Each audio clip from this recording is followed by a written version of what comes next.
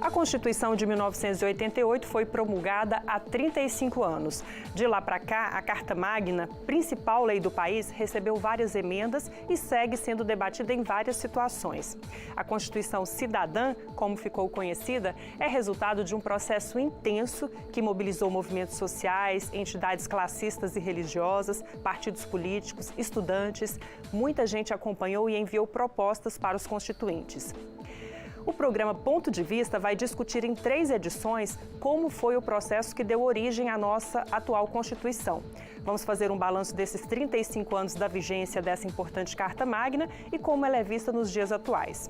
Para isso, vamos ouvir especialistas, pessoas que viveram na pele o clima da Assembleia Nacional Constituinte e representantes de entidades e grupos que ainda lutam por direitos.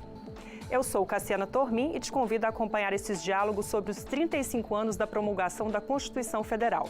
Este é o Ponto de Vista.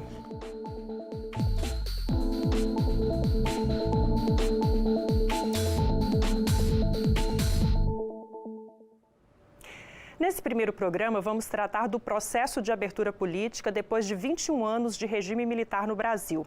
Naquela época, setores da sociedade lutavam por direitos e garantias e prevalecia o desejo de mudanças.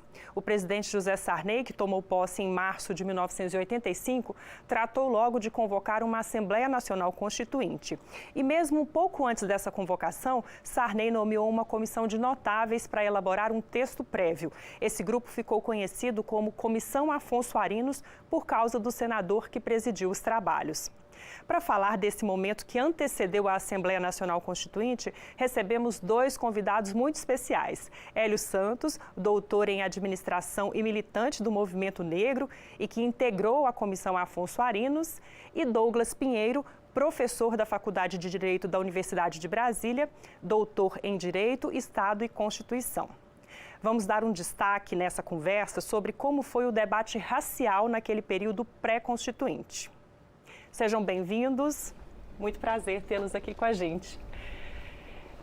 Vou começar então com o senhor, professor Hélio Santos, que a gente já comentou aqui que o senhor viveu aquele momento como integrante da mobilização do movimento negro e também participou dessa comissão Afonso Arinos. Mas eu queria, assim, antes de tudo isso, contextualizar como que estava a sociedade naquele momento, quais eram os anseios da população, depois daquele período difícil da ditadura militar, o que o povo, de uma forma geral, esperava e o povo negro em especial. É um prazer estar aqui no Ponto de Vista falando sobre esse tema aqui com o doutor Douglas Pinheiro, com você, Cassiana. Naquele momento, o país buscava oxigenar-se de democracia, depois de 21 anos de ditadura militar. Toda reunião, todo debate terminava com esse bordão: por uma Constituinte livre e soberana. Da mesma forma que antes também se batalhou por uma anistia, E a anistia já tinha acontecido em 1979, muita gente havia sido banida, E era um momento de forte ebulição, A sociedade queria participar. Eu mesmo estive nessa comissão dos notáveis, mas a única notabilidade que eu tenho é que eu tenho 1,86 m, então qualquer um me nota a distância. Mas tive que viajar o Brasil todo e foi um momento muito rico, e eu acho que ali nós queríamos calibrar um sonho de um Brasil potência que a gente hoje ainda está calibrando. Portanto, foi um momento importante. A comissão teve um trabalho exaustivo e, na minha opinião, fez um trabalho extremamente importante para o país. Professor Douglas Pinheiro, o senhor que é professor de Direito Constitucional, conta pra gente como que o senhor avalia essa transição do regime militar para esse período de abertura, de democracia. Alguns até criticam dizendo que não houve uma ruptura, mas que foi uma transição meio que negociada. Como é que o senhor vê essa passagem que o Brasil deu na sua história? Olá, Cassiane, professor Hélio. É uma boa oportunidade de estar a gente conversando e debatendo um pouco sobre isso. Havia uma tradição no Brasil de sempre se fazer aquilo que se chamava de transição pelo alto, que era uma transição que excluía a mobilização social. Naquele momento, o que a gente percebe é que houve uma mobilização, um acúmulo democrático durante os anos do regime militar. Então, aquilo que vai desembocar, que deflagrar o processo constituinte, ele começa como ensaio, como gestação, muito antes. Então, se nós observarmos, já, por exemplo, em 67, num congresso do Partido Comunista Brasileiro, um congresso inclusive clandestino, já se falava da necessidade de uma nova Constituição, porque aquela que havia sido colocada, ela era autoritária. Nós vamos ter, em 71, a Carta do Recife, do MDB, que já clamava por uma nova Constituição. Então, em 73, quando Ulisses Guimarães percorre o país como anticandidato de uma anti-eleição imposta por uma anticonstituição. Então, o movimento constituinte, ele foi num crescente no decorrer dos anos 70, aliado com outros movimentos laterais, né, que inclusive tiveram um maior lastro social, como era a luta pela anistia e depois a luta pelas diretas já. Então, a gente tem que pensar que o processo constituinte que se deflagra ali nos anos 80, ele foi fruto de um acúmulo histórico de luta democrática, que se dá antes e que se dá, inclusive, clamando que esse processo se desse, de alguma forma, com participação popular.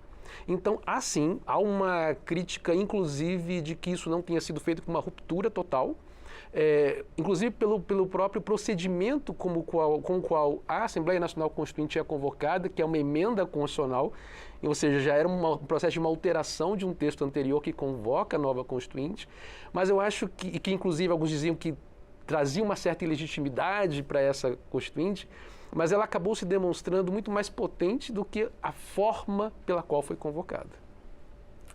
Tá certo. O professor Hélio Santos participou da Comissão Provisória de Estudos Constitucionais, né? Como a gente já falou, que foi esse grupo de juristas e estudiosos encarregados de elaborar um anteprojeto de Constituição para ser submetido à Assembleia Nacional Constituinte.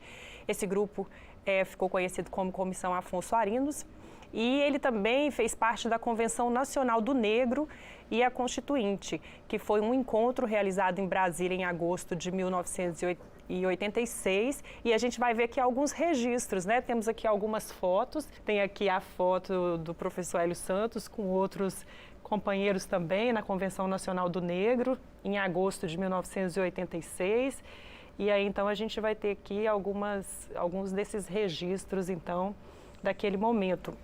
E eu vou aproveitar, então, essa oportunidade, professor Hélio, para perguntar sobre essa convenção nacional, né? Então, eu imagino que, diante desse clima aí, né, de luta por direitos, né, de mobilizações, né, que o professor Douglas também comentou, então, eu imagino que o movimento negro resolveu também se posicionar, né, para preparar para essa Constituinte. E aí, eu tenho até aqui uma cópia dessa carta convite que vocês fizeram, né, convidando toda a comunidade negra para participar. E aí, até colocaram endereço para as pessoas entrarem em contato, porque naquela época não tinha internet, né? Imagino que essa mobilização tenha sido muito mais difícil, mas não deixou de acontecer. Conta pra gente como é que foi que surgiu essa vontade de fazer essa Convenção Nacional do Negro e o que saiu de resultado desse processo, como que foi essa mobilização? O movimento negro já estava mais ou menos articulado nesse momento? Sim.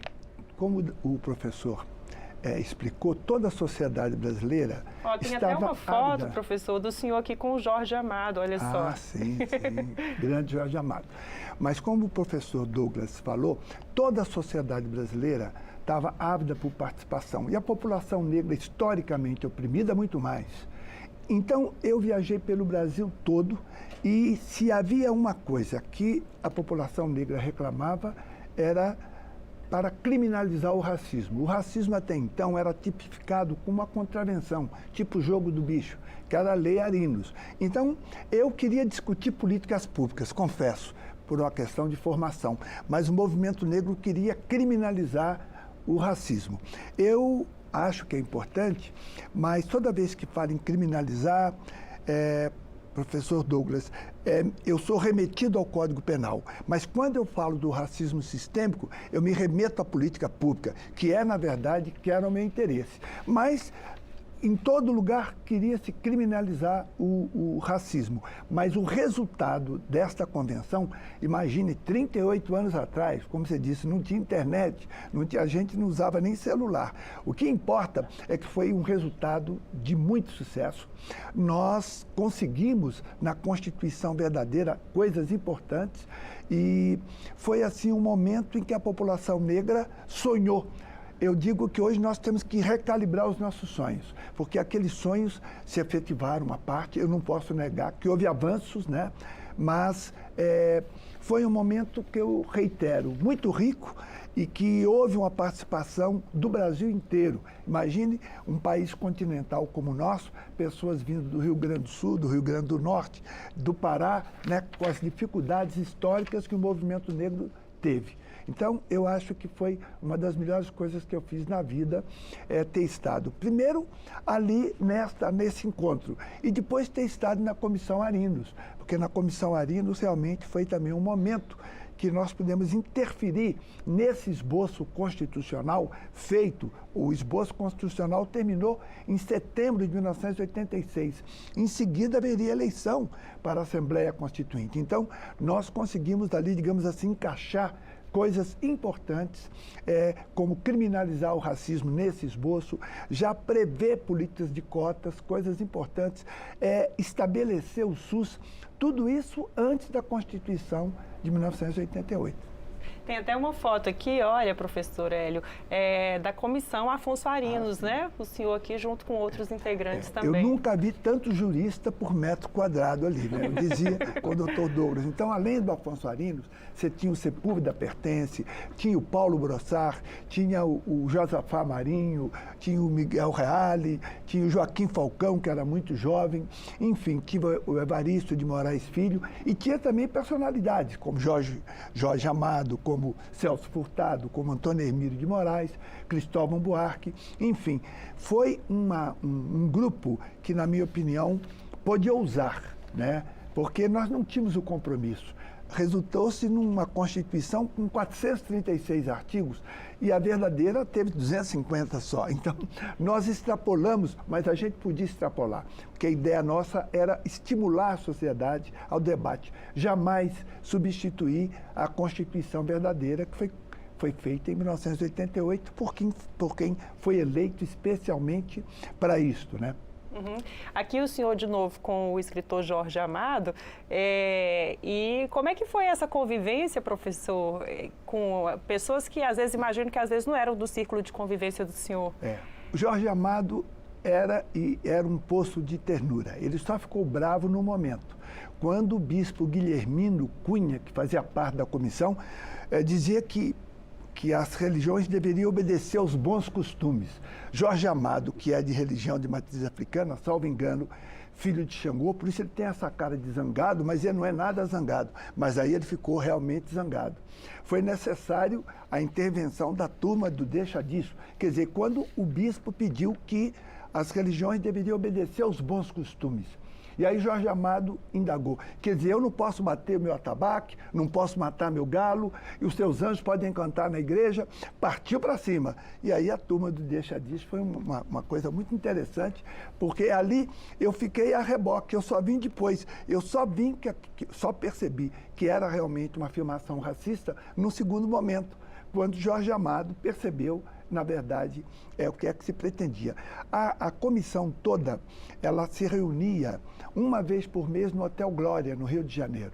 E nós recebemos toneladas, literalmente, toneladas de contribuições de todo o Brasil para todas as áreas. Então, foi algo muito rico. E estando ali naquela convenção, naquela foto que você mostrou, de 1986, eu já trazia essa bagagem dessa discussão. Então, eu vejo que foi um momento importante. Eu reitero, Cassiana, nós temos que calibrar os nossos sonhos. Nós vivemos um momento ainda de baixo astral e eu penso que tudo aquilo que a Constituição verdadeira, Dr. Douglas, prometeu, nós temos condições de entregar. Porque o Brasil não é rico, ele é muito rico. Consequentemente, não aceito a crítica feita que os constituintes criaram dispositivos que depois não poderiam se materializar. Mais adiante eu posso dizer, todas aquelas promessas são promessas absolutamente factíveis para um dos países mais ricos do mundo. Certo. Eu queria só contextualizar aqui, que eu esqueci de comentar, que essa Convenção Nacional do Negro, na Constituinte, foi em agosto, né, de 86, um mês depois, em setembro, começaram os trabalhos da Comissão Afonso Arinos, né, que o senhor... Não, um mês depois terminou. Nós começamos terminou. em Começou 80, antes, terminamos, gastamos precisamente, Cassiana, 1 ano e 15 dias. Começou em setembro de 85 e nós entregamos o anteprojeto no dia 18 de setembro de 86. Portanto, durou exatamente 1 ano e 15 dias. Portanto, nesse momento, nós estamos concluindo os trabalhos na Comissão Arinos. Ah, certo. Obrigada, então. Professor Douglas, eu queria que o senhor comentasse 2 coisas. Primeiro, sobre uma crítica dessa carta convite aqui do Movimento Negro para a Convenção. Eles colocaram o seguinte, que a Constituinte... foi assim, uma carta bem dura, bem crítica, né? E diz assim, que criticando o fato da Constituinte ser congressual, né? Ou seja, deputados e senadores, está escrito aqui, os deputados federais e senadores eleitos não ficaram apenas empenhados em elaborar a nova Constituição, mas, ao mesmo tempo, também cumprirão outras tarefas normais do Congresso Nacional. Então, esse é um ponto, se o senhor acredita que essa questão teve alguma relevância, se realmente foi prejudicial. E uma segunda coisa também que o professor Hélio comentou aqui sobre essa relação da Comissão Afonso Arinos, né, que fez uma proposta, mas que a gente sabe que depois, no final, o Ulisses Guimarães, que estava presidindo a Assembleia Nacional Constituinte, não quis receber esse texto, né, formalmente, apesar de muitas coisas terem sido aproveitadas. Então, passar a bola para o senhor. Vamos lá, então. O primeiro ponto. Havia, por parte dos movimentos sociais, uma demanda muito forte de que a Constituinte fosse exclusiva. Entre a Constituinte congressual e a Constituinte exclusiva, que se constituísse um grupo específico para debater em alto nível, em diálogo com a sociedade, não movido pela pressão da legislação ordinária, e que pudesse, por isso, se tornar um fórum um pouco mais amplo.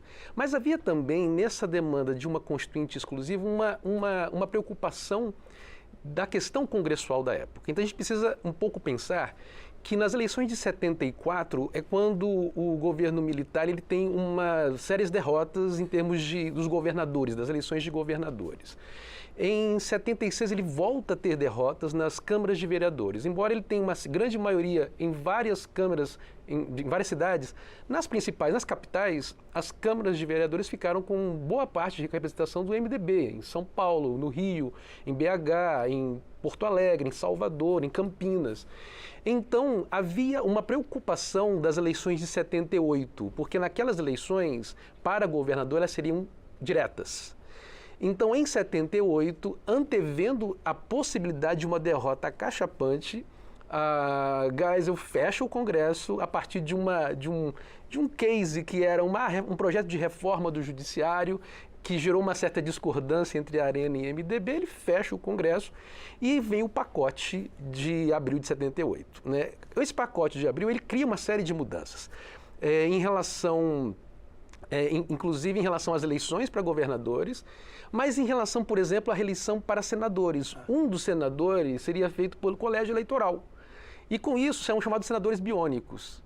Então, esses senadores acabaram, obviamente, garantindo uma grande força para a Arena e depois que acabam a Arena e a MDB, mas para justamente aquelas forças políticas que estavam do lado do movimento militar. Então, a ideia de uma Constituinte exclusiva também era uma tentativa de se livrar... Evitar novas interferências. De se livrar um pouco dessa pedra de arrasto, da presença desses senadores biônicos. Tanto que, mesmo sendo uma Constituinte congressual, um primeiro debate que se tem quando a Constituinte é instaurada, e ela é instaurada com a presidência com o presidente do STF, Moreira Alves, é se os senadores biônicos poderiam ou não participar. Então, o primeiro debate sobre ser congressual ou ser exclusiva tinha, por isso, essa preocupação. Então, o movimento sindical, também queria uma constituinte exclusiva. O movimento negro queria uma constituinte exclusiva e a principal preocupação era esse resquício, digamos, essa herança parlamentar que viria do regime militar, né? A segunda questão que você me pergunta é sobre... sobre o fato do Ulisses não ter aceitado o texto da Comissão Afonso Arinos. Porque costuma-se dizer nos bastidores que o Tancredo Neves, com toda a expertise política que ele tinha, de ter conseguido, inclusive, articular a transição de maneira muito esperta, né? Ou seja, com uma chapa, inclusive, que tinha ele na cabeça, José Sarney, que tinha toda uma tradição, né, congressual ao lado da arena, que teria sido quase que um grande acordo. E, embora o Tancredo falasse a todo tempo em poder constituinte, ele raramente falava em, de fato, uma constituinte. Então, havia-se, hoje, historicamente, olhando retrospectivamente, há uma certa dúvida se de fato havia uma intenção de convocar uma constituinte ou se talvez fazer uma transição que tivesse uma atuação constituinte, mas por uma comissão específica, né?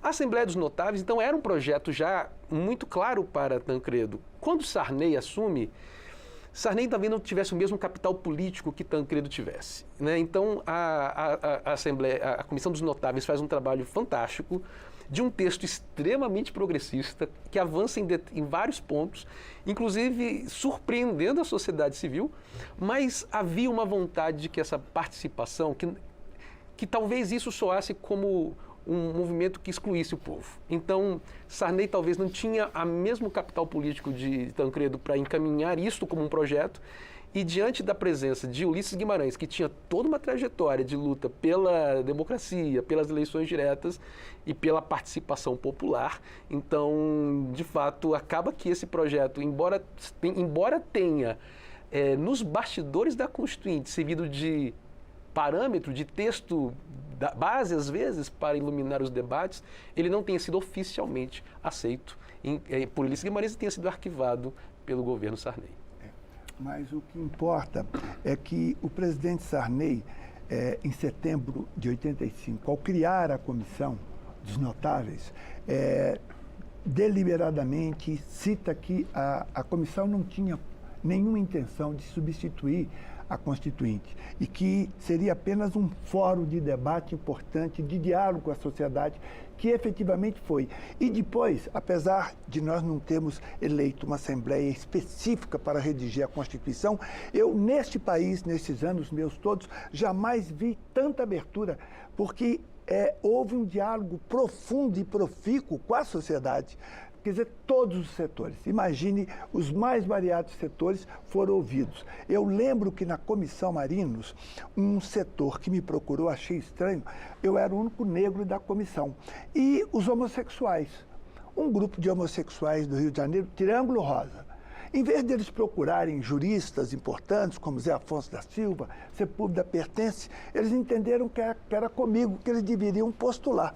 E eu postulei junto ao líder da nossa comissão, Afonso Arinos, que deveria colocar que os direitos são fundamentais, independentemente de cor, raça e também orientação sexual. Mas não passou. Passou algo parecido. Passou algo parecido, né, diante de qualquer tipo de particularidade. Mas eu achei bastante estranho e achei bastante positivo eles terem procurado a mim. E, aliás, havia apenas um negro dentro desse grupo.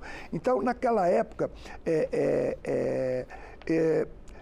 eu digo na comissão, não há grupo que não foi recebido. E depois, no Congresso Constituinte, também houve uma abertura muito grande.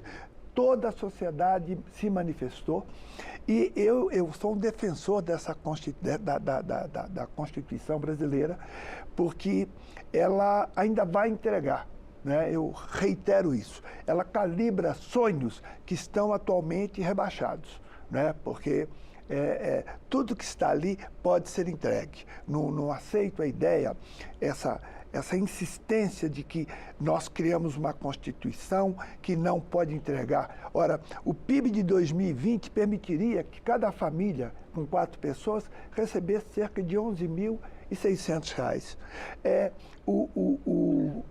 O Brasil produz alimentos suficientes, segundo a Embrapa, para alimentar 800 milhões de pessoas. Nós só temos 200 milhões. Então, nós vivemos num país complexo, que tem fome, mas produz 4 vezes o volume de alimentos necessário. Um país que esteve durante esse tempo todo, Dr. Douglas, dentre os 10 mais ricos do mundo, tendo como referência o PIB, junto com a China, Estados Unidos, Canadá, mas ao mesmo tempo, durante todo esse mesmo tempo, esteve entre os mais 10 desiguais. Então, essa assimetria bizarra, o Constituinte previu que o Brasil tem potencial. Não se entrega porque o país se autoatribuiu limites. Olha, vamos só até aqui, vamos incluir um grupo. Então, eu sou, assim, um fã ardoroso da Constituição de 1988. Ela precisa de ser valorizada e recalibrada. Certo. Posso fazer só um comentário? Não é de estranhar tanto essa aproximação. Se nós observarmos em 78, quando surge o Movimento Negro Unificado, é quando surge também o Somos, que é o grupo de afirmação homossexual. Eles conseguem se organizar como subproduto. Eles conseguem organizar como sociedade civil também nesse momento e perceber a importância de talvez se unificar com outros grupos historicamente excluídos como uma forma de afirmar depois os seus pleitos. Tanto que, novamente, esse representante do Triângulo Rosa vai falar na subcomissão de minorias, novamente pleiteando que a Constituição acabasse impedindo expressamente a discriminação por orientação sexual. Exatamente. Só uma coisa interessante, porque a participação popular foi um marco da Constituinte de 1988. As pessoas podiam enviar pedidos e ideias para a Câmara dos Deputados e, naquela época, as sugestões chegavam via carta. Nós separamos 4 dessas cartas para exibir aqui nesse ponto de vista, em comemoração aos 35 anos da Constituição Cidadã. A primeira é da Ana Lúcia de Almeida, uma menina de 14 anos. Vamos ver aqui no telão. Na verdade, a idade é entre 10 e 14 anos. E ela fala, acho que o Brasil está muito racista, acho muito errado essa separação de cor, tem gente branca que não tem capacidade de um negro, né? Eu espero que a Constituinte resolva esse problema, porque os negros têm que ter seus direitos na sociedade, porque ele é um ser humano que pensa, que vive, que tem sentimento como os brancos. Essa menina, ela é de Pernambuco, do município de Vitória de Santo Antão, né? Olha que interessante. Tem mais uma também, do Cláudio. Cláudio, ele escreveu o seguinte: tem um forte desejo de encontrar uma nova Constituição, onde o homem negro tem oportunidades de conquistar seu espaço e reconhecimento, figure como elemento ativo e participante, valorizado pelo que não pôde ser até hoje, pois não se deve negar que neste país há racismo encoberto por bondades e esmolas. Olha só que interessante. O Cláudio, só para a gente registrar aqui, ele é do Rio de Janeiro, né? E aqui tem aqui o grau de instrução superior incompleto. E existe aqui um espaço para esse envio, né, de sugestões. Estava escrito assim: se você preferir dirigir a sua sugestão a um parlamentar especificamente, basta preencher esse campo com o nome do deputado ou senador. E ele mandou para o Nelson Carneiro, deputado Nelson Carneiro. Né? O interessante é que os dois acertaram. É evidente que a situação do negro hoje ainda não é a que eu gostaria, mas veja, a partir de 2019, a metade das vagas das universidades públicas são preenchidas por pessoas negras. Nós criminalizamos o racismo. Esta menina que queria uma maior visibilidade do negro, hoje a gente vê a televisão aberta e vê uma quantidade expressiva de negros. Quer dizer, nada disso, precisamente nada, veio porque houve uma decisão de alguém. Tudo espontânea, isso, né? Nada, nunca houve isso. Tudo isso é resultado de luta. Então, esse sonho dessa menina, que hoje deve ter mais de 40 anos, ela deve ver a televisão e ver a imagem dela, coisa que a minha filha cresceu, passou a vida inteira sem nunca ter visto numa capa de uma revista feminina uma noiva negra. Mas hoje isso é comum. Então, o que eu quero dizer é que estamos longe. Somos ainda aqueles que somos perseguidos. Vivemos, nesse momento, algo que já era um problema lá. Na Comissão Arinos, nós extinguimos a Polícia Militar. Fizemos uma unificação. A polícia era civil e tem o policiamento uniformizado, que seria o que nós chamamos hoje de polícia militar. Militarizar as polícias é o resultado da violência que nós tínhamos lá, que essa, sem dúvida alguma, não mudou e parece que é o desafio central da sociedade brasileira aqui em 2023, é a questão das polícias. A sociedade brasileira terá que decidir o tipo de polícia que ela quer. Nós não conseguimos. A Comissão Arinos provocamos isso, mas a Constituição verdadeira não. E hoje parece, né, doutor Douglas, mais difícil, porque nós temos a bancada da bala e que se entende que realmente tem alguns alvos que são privilegiados. Porque em nenhum bairro da classe alta você tem bala perdida. As balas só se perdem nos bairros pobres e sempre tem como direção um corpo negro. Professor Douglas, o professor Hélio comentou dessa questão dos homossexuais, né, da luta, e a gente sabe que na Constituinte também eram apenas 4 parlamentares negros, né? Eram poucas mulheres também.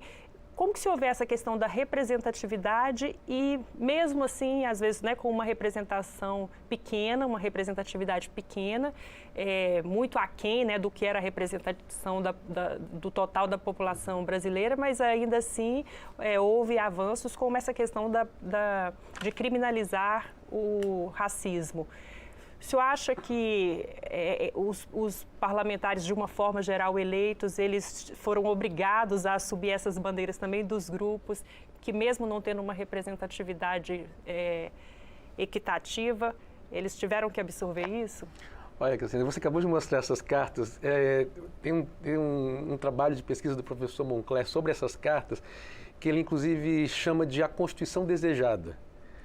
Porque havia um desejo social muito grande de mudança naquele momento, havia uma esperança muito grande, que aquele momento seria capaz de gerar uma intervenção concreta, real e efetiva. Essas cartas que foram um projeto, inclusive chamado Diga Gente, em que as cartas eram disponibilizadas em órgãos públicos e em agências de correio, ou seja, não havia custo de envio. Essas cartas tinham uma parte inicial que tinha alguns dados demográficos e uma parte em branco onde você poderia escrever o que quisesse. Foram mais de 72 mil cartas encaminhadas e que depois foram todas indexadas no chamado Projeto Constituição. E é muito interessante ver como que elas expressam algo que havia muito difuso, mas muito claro, de que depois de muito tempo o povo queria participar. Né? O movimento das diretas já, ele conseguiu deixar muito claro que o povo estava na rua. E a presença do povo na rua, essa ocupação performativa, criar uma assembleia do povo na rua, isso gera uma pressão muito forte. Então, quando a Constituinte é estabelecida, e ela é estabelecida com, inclusive, um dever de que as subcomissões fizessem pelo menos de 5 a 8 audiências públicas. E a vivência do dia a dia da Constituinte era que esses corredores aqui estavam sempre cheios de grupos sociais que entenderam que aqui era a casa deles. Quem vem a Brasília atualmente vai encontrar um Congresso Nacional um pouco mais fechado, isolado do povo. Mas eu fui criança aqui em Brasília, eu me lembro que nos finais de semana a gente vinha inclusive para o Congresso para brincar na sede do poder, a gente brincava nas laranjas, né? Então havia uma aproximação do povo, havia uma presença do povo nesses corredores. E a possibilidade de oitivas, não só de movimentos sociais organizados, mas de pessoas que tinham nas suas áreas de conhecimento, no seu ativismo político de época, de décadas, um conhecimento que poderia, sim, né, no movimento negro. A gente teve a presença, por exemplo, de Lélia Gonzalez aqui na Constituinte, falando, explicando, inclusive apontando, fazendo críticas a essas possibilidades. Então, houve uma participação muito forte, quer pelo movimento das ruas, desde as diretas, quer do movimento da sociedade civil organizada, o movimento sindical, o movimento das mulheres que foram determinantes, inclusive, foi o primeiro grupo que organiza a luta pela anistia, foi o movimento feminino pela anistia, né? O movimento negro, o movimento homossexual. Então você tem o movimento indígena, inclusive, os povos indígenas, né, que se organizam naquele momento ainda em diálogo com o CIMI. A Igreja Católica, que naquela época ainda estava muito forte, a presença das comunidades eclesiais de base. Então houve uma conjunção de fatores, de participação popular, e que vai se manifestar nessas cartas que vêm parar aqui no Congresso, nas emendas populares que poderiam ser apresentadas e no diálogo e na cobrança constante que começou a se fazer pelas notícias que eram divulgadas pela grande imprensa, pela voz da Constituinte, que naquele momento ocupava a voz do Brasil, mas que acabou fazendo com que, mesmo que não houvesse uma representação paritária e que de fato contemplasse, mas que gerasse um constrangimento social de que não era mais possível fazer uma transição pelo alto, uma transição meramente negociada. Era preciso incluir o povo, né? O senhor comentou aqui sobre o Diário da Constituinte, que era uma forma de estar divulgando para a população os acontecimentos aqui. E a gente vai ver agora uma edição do programa Diário da Constituinte que retrata uma sessão solene no plenário da Câmara em comemoração aos 100 anos da Lei Áurea. O programa foi ao ar no dia 13 de maio, há 35 anos, exatamente em 1988, né? Vamos ver então.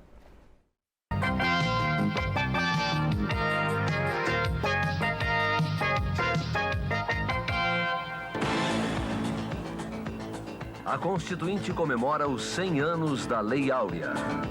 Mas os negros dizem que a escravidão ainda não acabou. 13 de maio.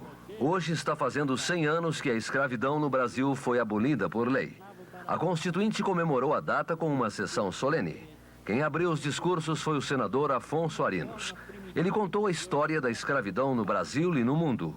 Arinos lembrou que antes de ser sancionada pela princesa Isabel, a Lei Áurea foi aprovada pela Câmara.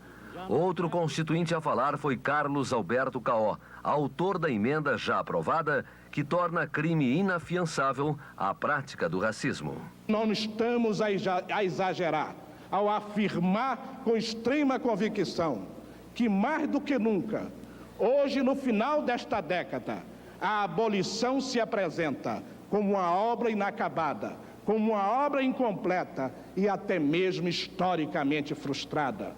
A constituinte Benedita da Silva fez um discurso emocionado. Disse que há 100 anos os negros cantaram e dançaram para comemorar a liberdade, mas até hoje vivem na escravidão. Queremos proclamar a nossa abolição. Não é ódio, nem rancor, apenas um grito de liberdade.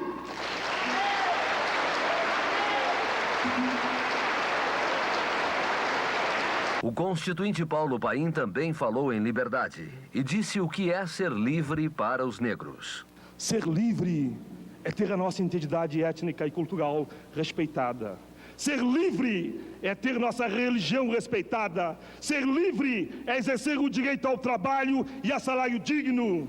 Ser livre é poder frequentar uma escola democrática. Ser livre é ter o acesso à terra.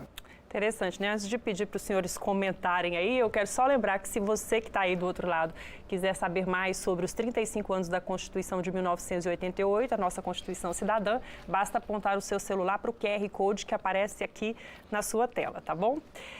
Então, professor Hélio Santos, que coincidência, né? Os 100 anos da Lei Áurea, exatamente durante a Assembleia Nacional Constituinte. É verdade. Infelizmente, o Carlos Caó de Oliveira já não está mais entre nós, mas Paulo Paim, na época deputado, hoje senador, e Benedita da Silva continuam aí lutando. Falávamos antes da baixa participação das mulheres. A prova que a nossa democracia ainda é uma democracia frágil, de baixa intensidade, 28% da população brasileira é formada por mulheres negras, mais de um quarto. E a representação delas é muito pequena. O interessante também é que neste ano, 1988, nós criamos a Fundação Cultural Palmares. Foi um subproduto desse esforço. A Fundação Palmares nasce exatamente durante esse momento e que é, até hoje, uma instituição que está aí. Eu queria, aproveitando falar desse momento, Afonso Arinos abre ali o discurso do 13 de maio. E Afonso Arinos recebeu uma reclamação minha, professor Douglas, dura, porque a lei que ele tinha criado em 1951 tornava o racismo uma contravenção. E eu cobrei dele, na casa dele, quando eu tomei posse, fui lá no bairro de Botafogo, Rua Dona Mariana, não me esqueço. E ele me contou a história. Ele falou, não, professor, vocês agora, quando vier a Constituinte, vocês criminalizam o racismo. E me convidou para me apresentar um homem bem idoso. Era o motorista dele. Foi o meu motorista, foi buscar meus filhos, os rapazes já estavam crescidos, mas foram buscar meus filhos na escola e passou numa sorveteria onde eles queriam ir, no bairro das Laranjeiras, no Rio de Janeiro. O motorista não pôde entrar, negros não entravam na sorveteria, ele teve que dar o dinheiro às crianças. E quando as crianças comentam isso com arinos, ele se indigna e vai e faz a lei. Agora, o pior, Douglas, vem depois. Ele era presidente da Câmara dos Deputados, tinha amplo prestígio. Ele falou, foi ali que eu percebi que a questão racial era uma questão grave. Vários parlamentares, sobretudo nordestinos, deixaram de cumprimentá-lo, especialmente aqueles que ele entendia que tinha alguma ascendência negra.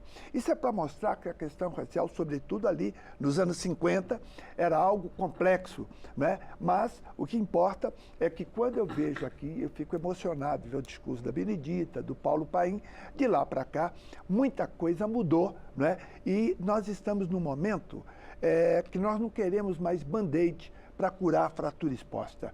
Nós queremos levar o país para um outro patamar civilizatório. É impossível pensar em desenvolvimento apartando a maioria da sua população. Portanto, nós queremos um desenvolvimento com sustentabilidade moral. Porque é exatamente a proposta que nós temos, não é para os negros, é para o Brasil. Esta ideia de sustentabilidade ambiental, social e econômica, elas são fundamentais, mas eu ouso trazer aqui uma quarta perna, sustentabilidade moral.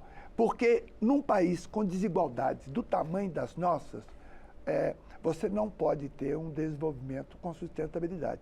Então, ver isso aqui de 88, hoje me projeta uma ideia de que avançamos, professor Douglas, e que temos que agora ir para um outro momento.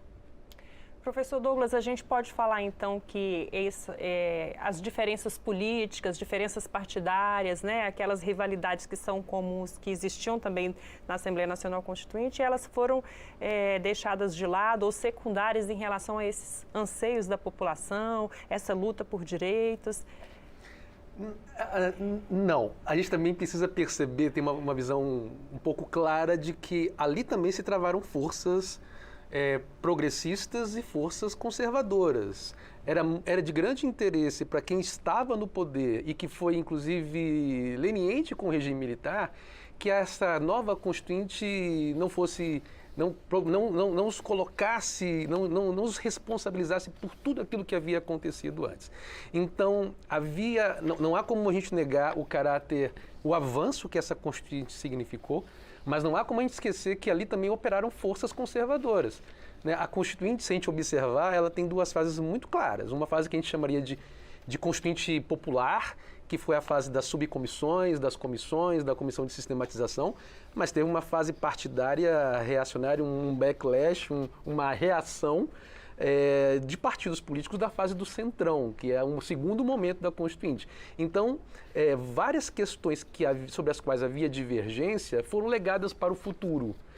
Quando não havia um entendimento muito claro, havia uma estratégia, uma válvula de escape naquele momento, que era: coloquemos na forma da lei.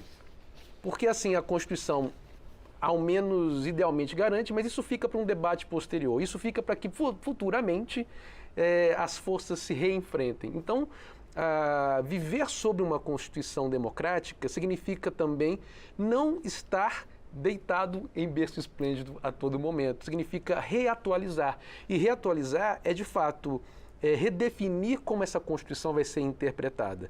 Porque da mesma forma que há processos de interpretação constitucional que garantem essa inclusão, que garantem a igualdade, que garantem a possibilidade de que as minorias que historicamente sempre foram excluídas possam ser incluídas, porque a sociedade é pré-intérprete dessa Constituição, existem também processos de interpretação que eu chamaria de desconstituintes, que tentam, de certo modo, acabar com a fortuna que nós acumulamos por essa Constituição. Então, embora nós tivemos avanços, mas as forças que também estavam ali conservadoras permanecem ainda no país. Então, o processo a viver a Constituição de 88 hoje é atualizar aqueles debates, é atualizar aqueles enfrentamentos e, novamente, ocupar o espaço da esfera pública para que, novamente, aqueles debates que estavam ali travados sejam atualizados de maneira cada vez mais inclusiva.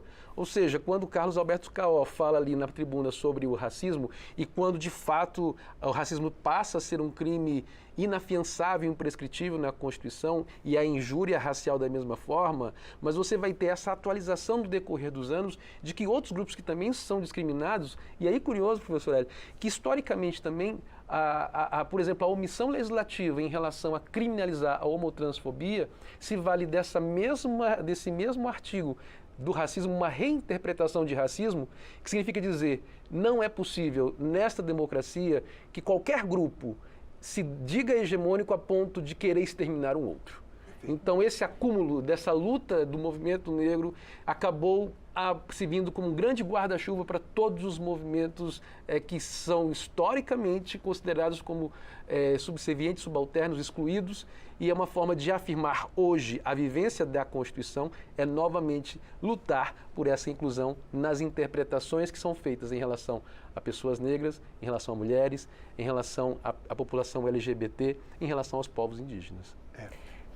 Eu queria só para a gente, daqui a pouco eu passo para o senhor, a gente vê mais um trecho dessa sessão solene que celebrou os 100 anos da lei que aboliu a escravidão no Brasil, porque ela terminou com a apresentação de um grupo de capoeira no Salão Negro do Congresso Nacional. Os deputados negros afirmaram que a Constituinte era também um momento de reflexão, e aí autoridades, artistas e os movimentos sociais participaram dessa homenagem. Foi bem bonita, vamos ver.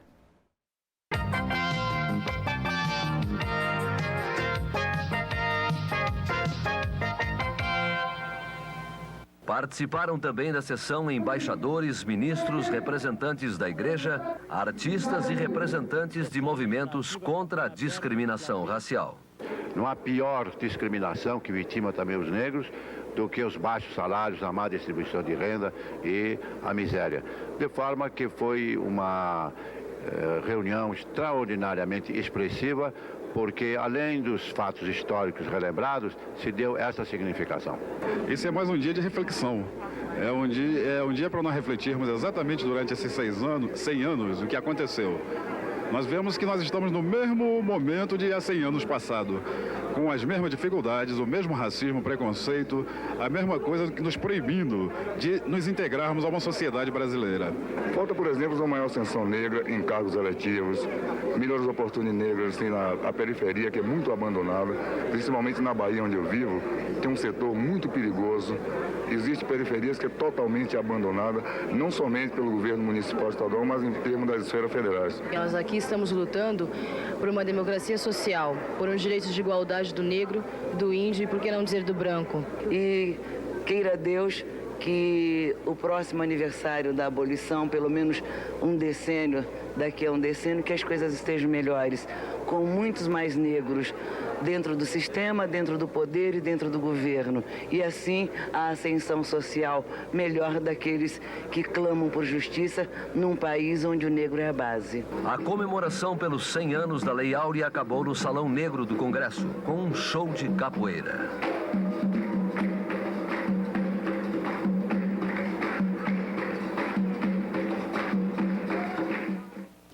Não é ódio, nem rancor, apenas um grito de liberdade.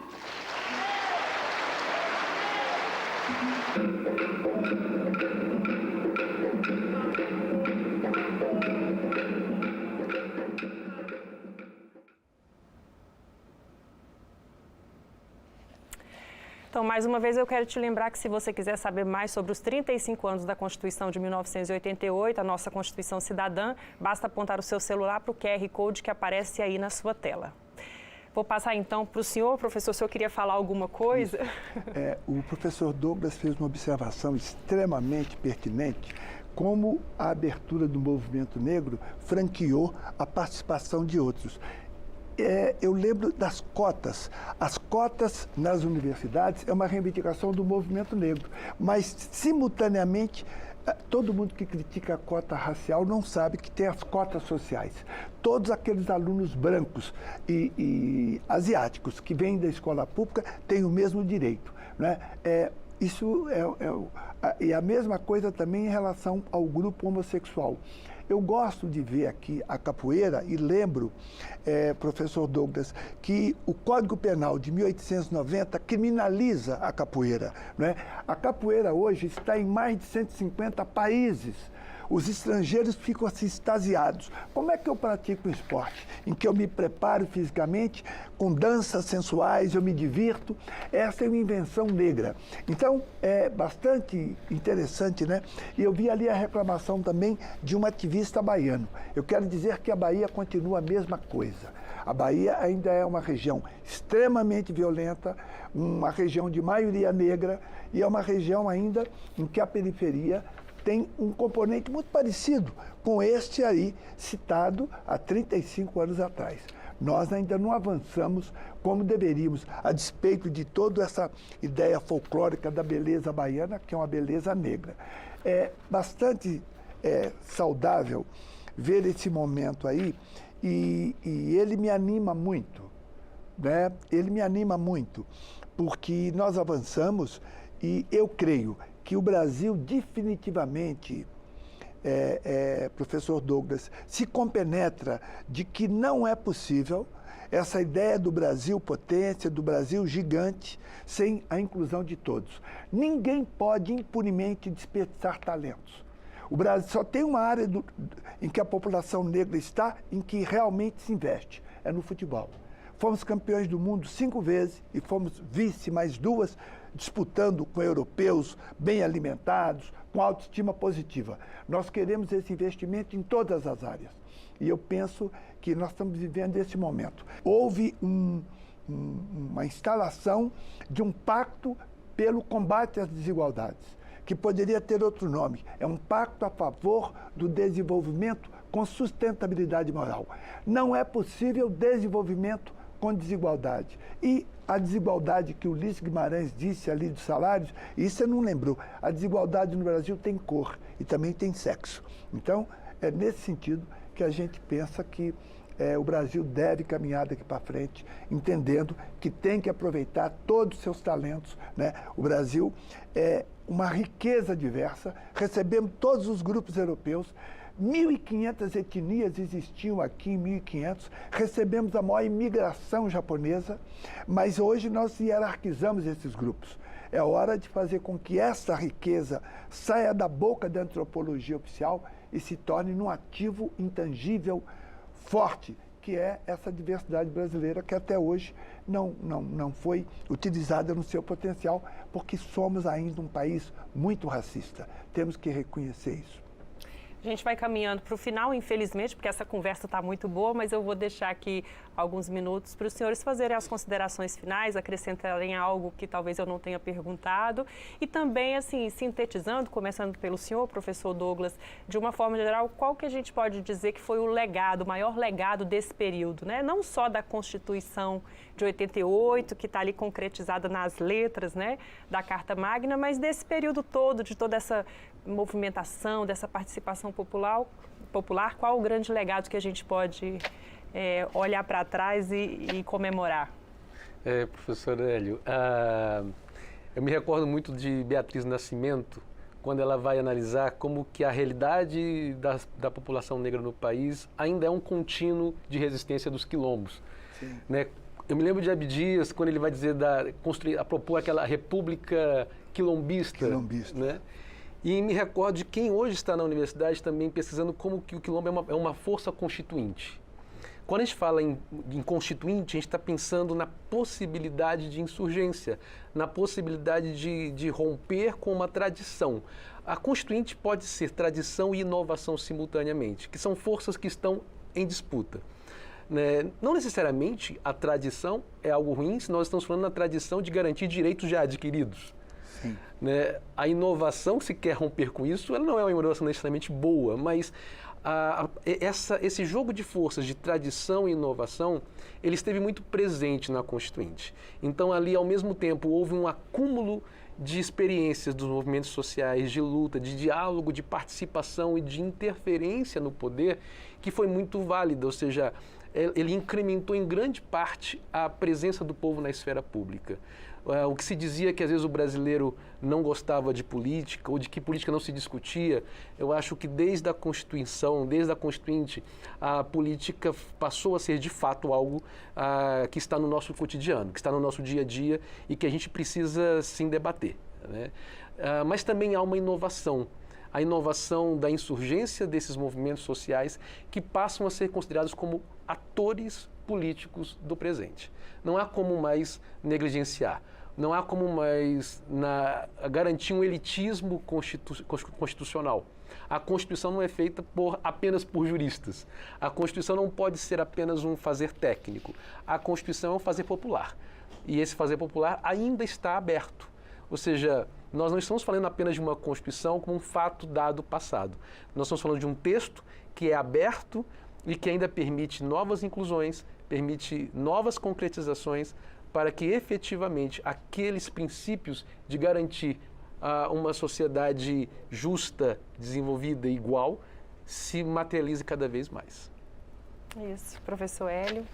Olha, eu espero que esse ponto de vista possa ter ajudado as populações mais jovens para entender a efervescência que foi esse momento constituinte, em que os jovens tiveram uma participação importante. Eu penso, professor Douglas, Taciana, que nós temos que realmente calibrar os nossos sonhos. Nós temos que pensar aquilo que não foi pensado nem feito. Eu convoco a população para ideias disruptivas, né? E que a gente possa levar o nosso país para um novo patamar civilizatório, né? Já que nós sempre estivemos entre os 10 mais ricos, que nós saiamos desse grupo dos 10 mais desiguais. Eu penso que trata-se disso, né? Celebrar esses 35 anos, nós temos muita coisa ainda a fazer, mas eu acho que esse programa trouxe alguns eventos históricos que pode fazer com que a população mais jovem, que não tinha nascido naquele momento, possa entender o que foi a conquista da democracia. A Constituinte realmente não foi a ideal, mas nós vimos de 21 anos de ditadura militar. Eu sei que algumas concessões foram feitas, mas nós saímos daquele período terrível. A ditadura militar no Brasil terminou como deveria terminar. O último presidente general, não passou a faixa para José Sarney. Saiu pelas portas do fundo. Eu acho que foi uma maneira adequada de fechar um período, né, em que as diretas já, na verdade, trouxe coisas importantes. Toda essa ebulição, ela foi rejeitada, né? Direta já foi um movimento popular que queria as eleições diretas para presidente da República. Mas, em compensação, conseguiu eleger Tancredo Neves indiretamente, terminou com a ditadura militar. Sarney convoca a Assembleia Nacional Constituinte, que resulta na Constituição Federal de 1988, que é o que nós temos. Se há dificuldades com ela, sem ela nós não temos o que fazer. Portanto, foi um prazer ter estado aqui. Espero que os mais jovens tenham aproveitado as lições trazidas aqui pelo Dr. Douglas, por você e por esses depoimentos. Foi uma satisfação ter estado aqui com vocês nessa manhã. E pelo senhor, professor, claramente. Testemunha ocular, né, dos acontecimentos. Muito obrigada, eu que agradeço. Foi um prazer também tê-los aqui com a gente. Eu recebi nesse primeiro episódio do Ponto de Vista que trata dos 35 anos da Constituição de 1988, a nossa Constituição Cidadã, Hélio Santos, doutor em administração e militante do movimento negro, e Douglas Pinheiro, professor da Faculdade de Direito da UNB e doutor em Direito, Estado e Constituição. Você pode rever este ponto de vista na programação da TV Câmara ou pelo nosso portal na internet no câmara.leg.br. Procure também o canal da Câmara dos Deputados no YouTube. Vai lá, curta e compartilhe também. Agradeço a sua audiência e até o próximo Ponto de Vista.